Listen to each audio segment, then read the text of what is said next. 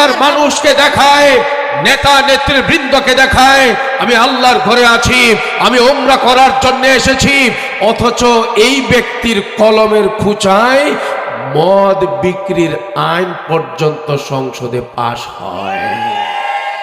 92-94 মুসলমানদের এই দেশে, যেখানে কোরআনের আইন পাশ হওয়ার কথা, যেখানে ইসলামের আইন থাকার কথা, যেখানে ইসলাম বিরোধী কোনো কার্যক্রম না থাকার কথা, যেখানে কাদিয়ানীরা চলতে ফিরতে ইসলাম বিরোধী কোনো অপতৎপরতা চালাইবার সাহস না পাওয়ার কথা, কিন্তু 92% মুসলমানদের দেশে আমাদের জাতীয় নেতৃবৃন্দের ঈমান ইসলামের আইন কানুন নিয়ে তাদের কোনো মাথা ব্যথাই নেই।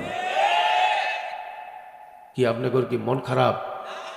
আমি কোনো আওয়ামী লীগরে কই নাই। আওয়ামী লীগ বলেন, বিএনপি বলেন, লাঙ্গল বলেন, ক্ষমতায় যারাই যায় সবাই ক্ষমতার হালুয়া আর ভাগ বাটোয়ারা আর পেটের ধান্দা নিয়েই থাকে, ইসলামের ধান্দা নিয়ে কেউ থাকে না। কথা বলেন ঠিক না? সুযোগ পাইলে আল্লাহর ঘরে যায়, ওখানে গিয়া সোয়াব করে, মানুষকে দেখায়। আমি আপনাদেরকে এই শুরু থেকে যে কথাগুলো বলছি, আমলের জন্য, আমার নিজের জন্য, আপনাদের সকলের জন্য, প্রত্যেকে এইরকম সিদ্ধান্ত নেবেন। আপনি আপনার ঘরের দায়িত্ব নেবেন, আপনার ছেলে মেয়েদের দায়িত্ব নেবেন, আপনার ভাইদের দায়িত্ব নেবেন, আপনার এলাকার দায়িত্ব নেবেন, আপনার সমাজের দায়িত্ব নেবেন, সামাজিক সংগঠনের যারা আছেন আপনারা দায়িত্ব নেবেন। আপনার এই সমাজের ভেতরে হালাল পানীয় থাকতে হবে, হারাম কোনো পানীয় এলাকায় চলতে দেওয়া হবে না। এটা আমাদের সকলের মধ্যে সিদ্ধান্ত থাকতে হবে। শুধু নামাজ পড়লাম, রোজা করলাম, হজ করলাম, যাকাত দিলাম, কিন্তু নিজের চলাফেরার ক্ষেত্রে হারামের সঙ্গে যুক্ত থাকলাম, জান্নাতে যাওয়া যাবে? কি কষ্ট পাইলেন ভাই? কি রাজনৈতিক বক্তব্য দিলাম নাকি? আল্লাহ আপনি আমাদের সকলকে ইমানের পথে অটল অবিচল থাকার তৌফিক দান করেন, আমিন কর। ভাই, নবীজিকে সঙ্গে নিয়ে গেছে, প্রথম আসমানে গেট খুলছে, বলেন হযরত জিবরিল আলাইহিস সালাম, হাযা আবুকা আদম ফাসাল্লিম আলাইহি। এই যে প্রথম আসমানে যিনি বসে আছেন উনি আপনার আব্বা, উনি আদম নবী। সুবহানাল্লাহ বলবেন না? আপনি ওনাকে সালাম দেন। আপনারা দেখেছেন বিভিন্ন সময়ে, এখন তো আর বলদ মার্কা লোক দুনিয়াত নাই, সবাই ফেসবুক টেসবুক চালায়, সব হইল এখন দুনিয়ার টেকনা। কি মন খারাপ আপনি গো? বেশি ক্ষুধা লাগছে? আল্লাহ সবাইরে জান্নাতে নিয়ে খাওয়ায়েন, আমিন কর।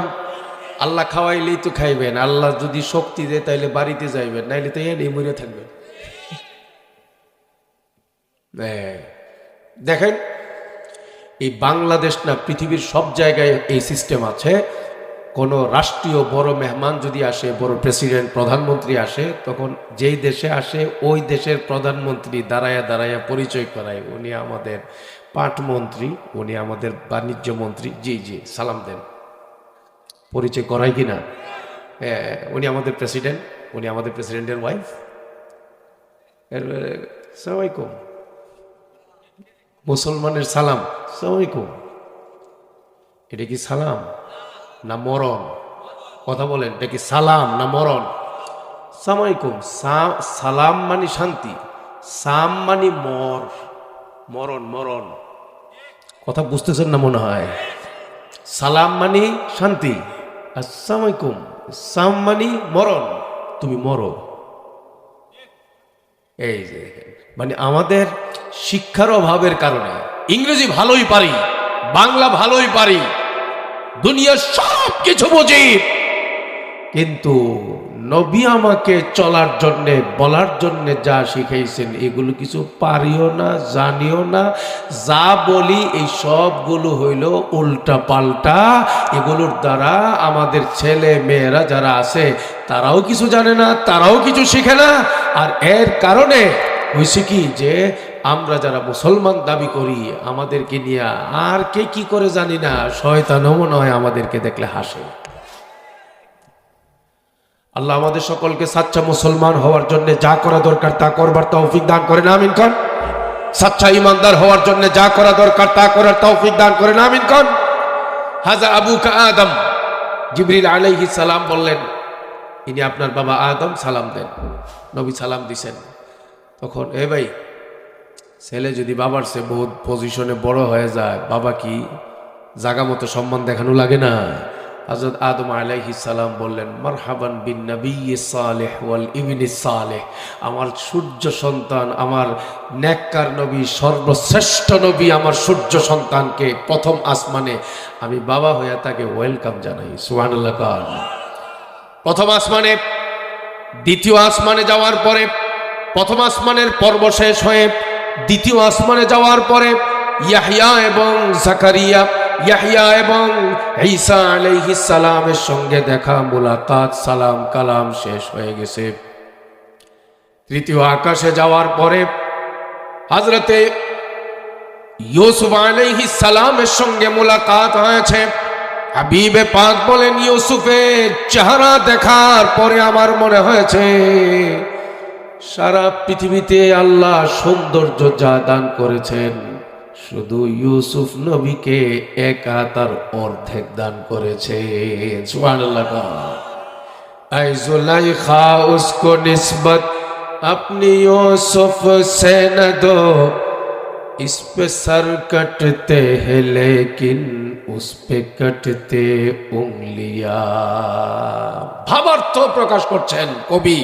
তিনি বলছেন, জুলাইখা, তোমার স্বামী ইউসুফকে নিয়ে গর্ব করো না। তোমার স্বামী ইউসুফের সৌন্দর্যের প্রেমে পাগল হয়ে মিশরের নারীরা যদি হাত কবজি পর্যন্ত কেটে ফেলে বা কনুই পর্যন্ত কেটে ফেলে, আমার নবীর সৌন্দর্যের প্রেমে পাগল হয়ে সাহাবারা শুধু কবজি কাটে নাই, কনুই কাটে নাই, ডানা কাটে নাই, কল্লা পর্যন্ত কাইটা উহুদের ময়দানে, বদরের ময়দানে শহীদ হয়ে গেছে। সুবহানাল্লাহ। পরের আকাশে গেলেন, ইদ্রিস আলাইহিস সালামের সঙ্গে দেখা। এর উপরের আকাশে গেলেন, হারুন আলাইহিস সালামের সঙ্গে দেখা। এর উপরের আকাশে গেলেন, হযরতে মূসা আলাইহিস সালামের সঙ্গে দেখা। সালাম কালাম শেষ হওয়ার পরে মূসা আলাইহিস সালাম কেঁদে দিলেন। কিলা লাহু মা ইউবকিকা। মূসা আলাইহিস সালামকে জিজ্ঞেস করা হলো, আ নবী, আপনি কাঁদছেন কেন? তিনি জবাবে বললেন, এইমাত্র যেই নবী আমার কাছ থেকে বিদায় নিলেন, আমি জানতে পেরেছি আমি আমার বনি ইসরাইলকে নিয়ে যত মেহনত করেছি, আমার বনি ইসরাইলের লোকজন জান্নাতে যে পরিমাণে যাবে, আখিরি এই নবীর উম্মত তার চেয়ে বেশি পরিমাণে নাকি জান্নাতে যাবে। সুবহানাল্লাহ। সব শেষে সপ্ত আকাশে গিয়ে দেখে আমাদের আরেক বাবা হযরত ইব্রাহিম আলাইহিস সালাম হেলান দিয়ে বসা। আল্লাহ সালাম কালাম শেষ হওয়ার পরে বাইতুল মামুরে গেলেন। বাইতুল মামুরে নজর দিয়ে দেখলেন সেখানে প্রতিদিন ৭০,০০০ ফেরেশতা প্রবেশ করে আর বাইর হয়। সুবহানাল্লাহ। যেতে যেতে সব দেখলেন, সিদরাতুল মুনতাহা পর্যন্ত গেলেন, বড়ই গাছ পর্যন্ত গেলেন। সীমান্ত এলাকায় যেটা লাগানো আছে সেই বড়ই গাছের দিকে নজর দিয়ে নবীজি দেখলেন যে ফাইদা ওয়ারাকুহা কাআযানিল ফিয়ালা, হাতির পা, হাতির কান যত বড়, ওই খেজুর ওই বড়ই গাছের পাতা এত বিশাল বড়। আর ওই বড়ই গাছের এক একটা বড়ই ইয়ামানের 1000 গোত্রের মানুষগুলো কলস বানায়, কলস যত বড়, এক একটা বড়ই অত বড় বড় বড়ই লাগিয়ে আছে। ওখান থেকে নবীজি চলে গেলেন আল্লাহর দরবারে। এরপরে আল্লাহ তাআলা নবীজিকে 50 ওয়াক্তের নামাজ দিলেন। মূসা আলাইহিস সালাম আটকাইলেন। এরপরে বললেন আবার যান। যাইতে যাইতে সব শেষে 5 ওয়াক্ত আসছে। 5 ওয়াক্ত আসার পরে নবীজিকে হযরত মূসা আলাইহিস সালাম বলেন আবারও যান। নবীজি বললেন আদরাদিতু ওয়াস্তাহিয়াইতু মিন রাব্বি, আমি আর যেতে পারবো না, আমার যাইতে যাইতে না আমার এখন শরম লাগতেছে, আমি 5 ওয়াক্তের নামাজ নিয়ে আমি সন্তুষ্ট হয়ে গেছি। হাবিবে পাক এত যখন বলার পরে আল্লাহর পক্ষ থেকে আওয়াজ এসে গেল, আ নবী, আপনি আপনার উম্মতকে জানায় দিয়েন 5 ওয়াক্তের নামাজ নিয়ে আপনি সন্তুষ্ট হয়ে গেছেন। আমি আল্লাহ চূড়ান্ত করে দিলাম 5 ওয়াক্তের নামাজ সময় মতো, ওয়াক্ত মতো, ঠিক ভাবে যারা আদায় করবে, আমি 50 ওয়াক্ত নামাজের সওয়াব তাদেরকে দান করে দেব। সুবহানাল্লাহ। কর হাবিবে পাক এসব দেখার পরে আবার চলে আসলেন তিনি মক্কায়। মক্কায় আইসা নবীজি দেখেন যেই রাত্রে গেছেন ওই রাত্র এখনো শেষ হয় নাই। সুবহানাল্লাহ বলবেন না? সকালবেলায় হাবিবে পাক সাল্লাল্লাহু আলাইহি ওয়াসাল্লাম সবাইকে যখন জানাইলেন এই কথা, মক্কার কাফেররা সবাই আওয়াজ লাগায় দিল, এতদিন আমরা বহুত চেষ্টা করছি এই নবীরে পাগল প্রমাণ করতে পারি নাই, এখন দলিল হাতে পায়া গেছি এই লোকের এই ওনার আকল মস্তিষ্ক ঠিক নাই। মক্কা শরীফ থেকে বাইতুল মুকাদ্দাস যাইতে লাগে 1 মাস, আর উনি নাকি এখান থেকে ওখানে গেছে, ওখান থেকে প্রথম আকাশ নিচের থেকে উপর পর্যন্ত 500 বছরের রাস্তা, এরপরে আরেক আকাশ আরো 500 বছরের রাস্তা, এরপরে আরো 500 বছরের রাস্তা। বলে কি উনি ইসলামকে কলুষিত করবার জন্যে, ইমানে আঘাত করবার জন্যে মক্কার সব ইসলাম বিরোধী শক্তি একাট্টা হয়ে গেছে মক্কার জমিনে। তারা সকলে ঐক্যবদ্ধ হয়ে হযরতে সিদ্দিক আকবরের কাছে গেল, গিয়ে বলল, তোমাদের নবীর ব্যাপারে তোমার এখন কি বক্তব্য? দেখছনি কি কথা বলছে? বলে কি? তো তোমার নবী বলল যে এইরকম গেছে আসছে রাত্রের ভিতরে, অল্প সময়ের ভিতরে। সিদ্দিক আকবর বললেন, নবী বলছিনি এইরকম? বলে হ্যাঁ। যদি বইলা থাকে তাই আমি 100% নিশ্চিত, একদম সত্য কথা বলছি। আরে কিভাবে? আরে এর চেয়ে কঠিন কথা আমি প্রতিদিন বিশ্বাস করি। সুবহানাল্লাহ বলবেন না? এর চেয়ে কঠিন কথা আমি বিশ্বাস করি, তার মানে বুঝেন না? প্রতিদিন নবীজি কয় এই যে জিবরাইল আইলো গেল, এই যে আয়াত নাজিল হয়েছে, 3 আয়াত নাজিল হয়েছে, 1 সূরা নাজিল হয়েছে, আমি দেখছি নবীরে, এই জিবরাইল ফেরেশতারে দেখছি আমি। নবীজি বলতেছেন জিবরাইল আসলো গেল। জিবরাইল তো এই বাড়ির থেকে ওই বাড়ি আসে নাই, আল্লাহর কাছ থেকে আসতেছে, আসমানের উপর থেকে আসতেছে, আবার আসমানে যাইতেছে। আমি তো দেখতেছি না, না দেখা প্রতিদিন আমি বিশ্বাস করতেছি। একবার খালি জিবরাইল আসমানে যাওয়ার সময় নবীরে পিছে করে নিয়ে গেছে, এটা বিশ্বাস করতে অসুবিধা কি? কথাটা বুঝতেছেন না আপনারা? এর নাম হইল ঈমান। বলেন, এর নাম কি? ঈমান।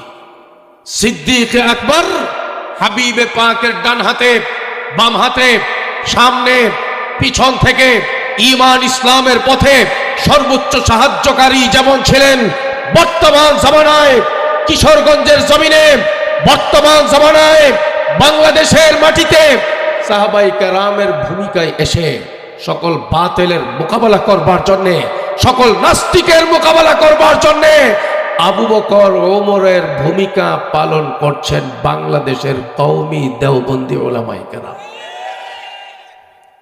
চতুর্দিকে ফিতনা, আলেম মানি না, আলেম সমস্যা, কাদিয়ানীদের সমস্যা, আলেম ওলামা, হিজবুত তাওহীদের মাথা ব্যথা, আলেম ওলামা, নাস্তিক মুরতাদদের একমাত্র মাথা ব্যথা আলেম ওলামা। সাদিয়ানি গোষ্ঠী, সাদ সাহেবের পূজা যারা করে তাদেরও একমাত্র মাথা ব্যথা দেওবন্দি আলেম ওলামা, জামিয়া ইমদাদিয়া কিশোরগঞ্জের মুরব্বিয়ানে কেরাম। কথা বলেন ঠিক কিনা? কারণ আমাদের ওলামায়ে কেরাম, ওলামায়ে দেওবন্দ বাংলাদেশে যারা আছেন, যাদের সিনার মধ্যে কোরআনের ইলম আছে, যাদের সিনার মধ্যে হাদিসের ইলম আছে, যাদের সিনার মধ্যে সুন্নতের ইলম আছে, তারা কোরআনের কথা বলবার জন্যে, হাদিসের কথা বলবার জন্যে, হকের কথা বলবার জন্যে জীবন উৎসর্গ করে থাকেন, বাতিলের মুখোশ উন্মোচন করে থাকেন। কোরআন বিরোধী কথা যারাই বলে, ওলামায়ে কেরাম তারা ঘরে বসে থাকে না, তাদের বিরুদ্ধে লড়াই করে, সংগ্রাম করে। কথা বলেন ঠিক কিনা? চ্যালেঞ্জ করে বলতে পারি, কাদিয়ানীদের বিরুদ্ধে সংগ্রাম করতে গিয়ে যারা নেতৃত্ব দেন সমাজের ওলামায়ে কেরাম, তারা এদেশের প্রত্যেকটা বাতিলের বিরুদ্ধে ঈমান এবং ইসলামকে সঠিক রাখবার জন্য সকল বেদাতীদের বিরুদ্ধে যারা লড়ে থাকেন, তারা হলেন এই দেশের কওমি দেওবন্দি আলেম ওলামা, মসজিদের ইমাম এবং খতিব। কথা বলেন ঠিক না বেঠিক? তারা খেতে পারলে আলহামদুলিল্লাহ খায়, প্রয়োজনে খেতে না পারলে রোজা রাখে, কিন্তু কোনো কাদিয়ানির সঙ্গে আপোষ করে না। কোন বাতিলের সঙ্গে আপোষ করে না।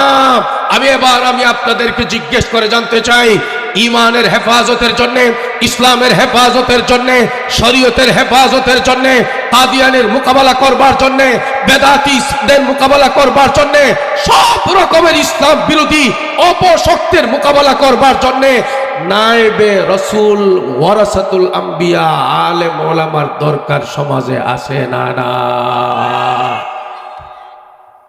সুতরাং ঈমান ইসলামই যেহেতু আমার প্রথম সঙ্গী, আমার জীবনে কবর পর্যন্ত যাবে, পরকালে যাবে, সিদ্ধান্ত এটা হতে হবে যুবকদের, এলাকার সকলের, যারা কলেজে পড়ে, যারা ভার্সিটিতে পড়ে, তাদের ঈমান বড় ঝুঁকিপূর্ণ অবস্থায় আছে।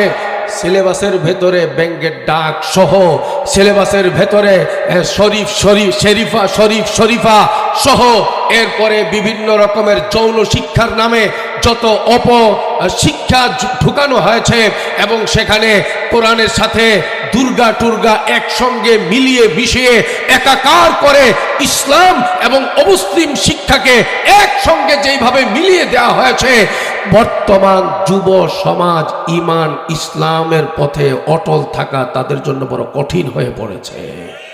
সুতরাং এই জন্যে আমাদের সকলকে যার যার জায়গা থেকে আলেম বেছে নিতে হবে।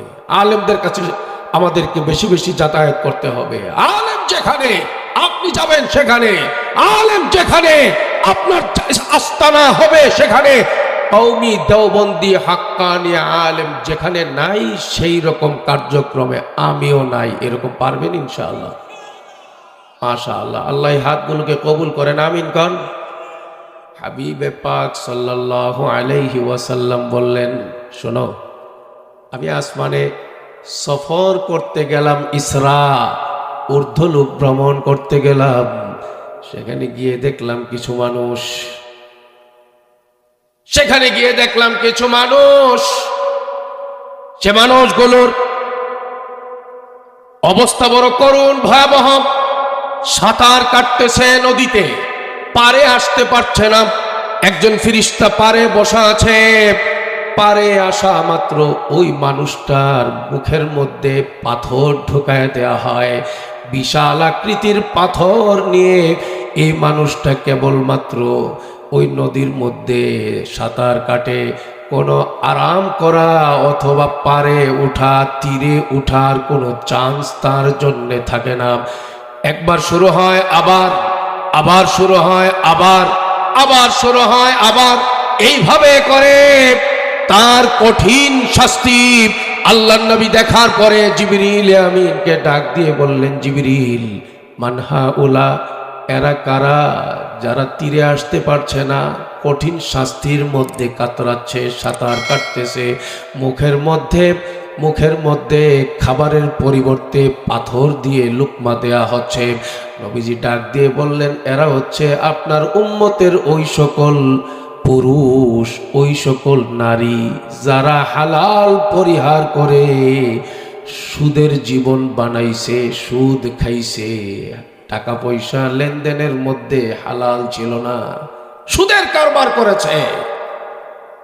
নবীজি বলেন, শোনো, আমি আরো দেখেছি বিশাল বিশাল লম্বা লম্বা নখ আরেক জাতি, এই নখ দিয়ে চেহারায় আশ্রাচ্ছে, খামচি দিচ্ছে তার চেহারায়, খামচি দিচ্ছে তার বুকের মধ্যে, শাস্তি চলতেছে অনবরত।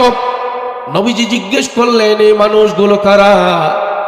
তখন বলল, এই মানুষগুলো হলো আপনার সমাজের ওই সকল উম্মত, আপনার উম্মতের ওই সকল নারী পুরুষগুলো যারা আরেকজনের ইজ্জত নষ্ট করছে, গীবতের মাধ্যমে, অপবাদ দেওয়ার মাধ্যমে ইজ্জতে আঘাত করেছে, তার পরিবারের বিরুদ্ধে কথা বলেছে, তার চরিত্র নিয়ে আক্রমণ করে কথা বলেছে, ফেসবুকে কথা বলেছে, জনসমাজের মধ্যে তাকে অপমান করেছে।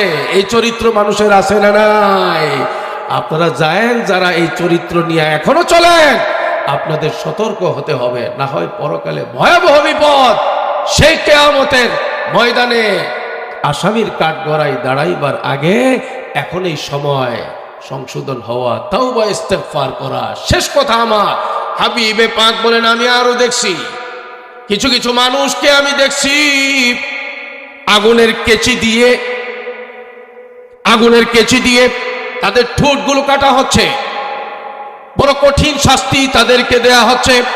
হাবিবে পাক বলেন, জিবরিল আমিনকে ডাক দিয়ে বললাম, ও জিবরিল, এই মানুষগুলো কারা? জিবরিল আমিন বললেন, এই মানুষগুলো হলো আপনার উম্মতের ওই সকল বক্তা যারা মানুষকে কোরআন হাদিস দিয়ে বয়ান করত কিন্তু নিজে আমল করত না। কথা কি বুঝতে পারতেছেন আপনারা? এগুলো আঙ্গুল লেগে এটা আম করে ধরছে। যারা কোরআন হাদিসের কথা বলতো, মানুষকে বয়ান করত, মানুষকে ভালো বানাবার জন্যে, আল্লাহমুখী করবার জন্যে, দ্বীনমুখী করবার জন্যে, ওয়ায়ানসাউনা আনফুসাহুম, কিন্তু নিজেকে ভুলে যেত। নিজের খবর নাই, নিজের আমলের খবর নাই, ঘরে আমলের খবর নাই। এই রকম আলেম যারা কথার সাথে কাজের মিল রাখে না, বয়ানের সাথে আমলের মিল রাখে না, সে যেমন পাকড়াও হবে, ওই নেতারাও পাকড়াও হবে, আসামির কাঠগড়ায় দাঁড়াতে হবে। যারা মাইক পাইলে লম্বা লম্বা বয়ান করে হাজার হাজার মানুষের সামনে, কিন্তু নিজে একটা বিষয়ের উপরেও আমল করে না, এরকম আসে না নাই? হ্যাঁ, এজন্য আজকের এই মাহফিলে আমি এসেছি, আপনারা এসেছেন। আমার আশা আপনার আশা সার্থক হবে যদি আমার এই কথাগুলো কোরআন এবং হাদিস থেকে যা শুনাইলাম আমলে যদি পরিণত হয়, আমার আমলে যদি পরিণত হয়। আপনার আমল করবেন তো ইনশাআল্লাহ? সবাই আমল করবেন ইনশাআল্লাহ। সবচেয়ে বড় হলো এই ফজরের নামাজ থেকে 5 ওয়াক্তের নামাজ মসজিদে গিয়ে আদায় করবেন জামাতের সাথে, পুরুষরা, যুবকরা। আপনারা সবাই এই রকম পাক্কা ওয়াদা করতে পারবেন ইনশাআল্লাহ? ঠান্ডা যতই হোক, একেবারে বরফের মতো যদি হয়, কুয়াশাও যদি হয়, মসজিদে গিয়ে নামাজ আদায় করব, পারবো ইনশাআল্লাহ? সবাই পারবো ইনশাআল্লাহ? হাত নামান। আর এই নামাজ সহি করে পড়বার জন্যে, জানার জন্যে, নামাজের পুরা সওয়াব হাসিল করবার জন্যে জরুরি নামাজের মাসলাগুলো শিখা, সূরা ফাতিহা সহি করে শিখা, নামাজের দোয়াগুলো সহি করে শিখা। দোয়াগুলো শিখবেন, সূরা কেরাতগুলো শিখবেন, আলাম তারা সহি করে শিখবেন, লিইলাফি কুরাইশ এই সূরা সহি করে শিখবেন, কুল হুয়াল্লাহ সহি করে শিখবেন। নামাজের সূরাগুলো সহি করে শেখা নামাজের মতোই ফরজ। নামাজের মাসলা মাসাইলগুলো সহিভাবে শেখা নামাজের মতোই ফরজ। ওযুর মাসলা মাসাইলগুলো সহিভাবে শেখা, ওযু করা যেমন ফরজ, মাসলা মাসাইল জানাও ওই রকম ফরজ। সবাই আমল করব ইনশাআল্লাহ। যে কথা আমার আগে ওলামায়ে কেরাম বয়ান করেছেন, আমিও বললাম। আল্লাহ আমাদের সবাইকে আমল করার তৌফিক দান করেন, আমিন। ওয়া আখিরু দাওয়ানা আনিল হামদুলিল্লাহি রাব্বিল আলামিন। ওয়াসসালামু আলাইকুম ওয়া রাহমাতুল্লাহি ওয়া বারাকাতুহু।